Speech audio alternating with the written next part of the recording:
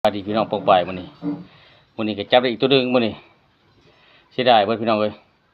พอถ้าเกิดเป็นไก่มาฮักก็ได้จับมื้อนี้เป็นมื้อทำอิฐฮ้อนขาดเลยนี่โอ้ยขาดตะนางไก่พ่อพันธุ์ไก่ฮักก็ใหญ่พี่น้องเพราะว่าเฮาไว้เฮ็ดพ่อพันธุ์เฮาบ่ได้จับสักเทื่อฮักก็ใหญ่บางใดนี่งามๆเลยนี่ฮ้อนขาดซ้ำไก่บ่เคยจับขาวฮ้อนขาดตะนางอย่างสิได้สิจ่อยโอ้ยเบิดเสียหล่อหมดเลยเขาไปคอกให้แม่เลยจับเบิ่งพี่น้องจับว่าพอสิงามส่ำใดลอยน้อยแล้วใหญ่ปานใดก็ลอยน้อยพี่น้องเพราะว่ามันอยู่ในกล่องเฮาคือมันตัวใหญ่เด้อจริงๆมันตัวน้อยๆนึงได้นี่เลยจับเบิ่งเพราะถ้าเกิดเป็นไก่ฮักก็ได้จับมื้อนี้แหละเพิ่นก็ได้งามๆเลยนี่เสียงคันก็โอเคเสียงคันม่วนหรือว่าผ่านล่ะเสียงคันก็ได้